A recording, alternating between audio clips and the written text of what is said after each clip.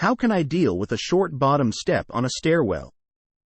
I've got an interior stairwell with 20 steps of 712 rise on wood treads, except for the bottom step that's a concrete tread 612 up from a slab. The top of the stairwell features a pocket door with more or less a 3/8 sill, so technically that top step is 778. Despite the somewhat uneven stringer cadence, it has been fine for many years.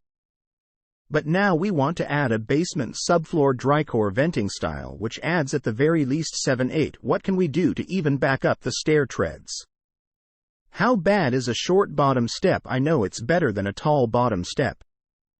How thick a subfloor carpet could be tolerated on the slab? The current stair is carpeted, and we'll probably put back carpet. USA-based California, home era 1920s. Question from user Bryce at Stack Exchange. Answer: the key is to eliminate any variation over about 1/8 to prevent tripping. You can change the rise gradually and most folks won't notice it. Sounds like you'll have about a 2 discrepancy to deal with. I'd remove 610 treads and start adding wood strips to the stringers to bring the bottom rise to say 7. Then add 1/8 to each subsequent rise until you're at 712. Be sure to account for finished flooring.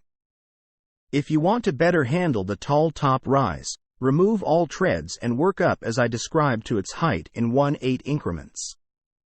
Use construction adhesive and small nails or screws for all strips, and glue and 3 screws for the treads to prevent noise. Answer from user Isherwood at Stack Exchange.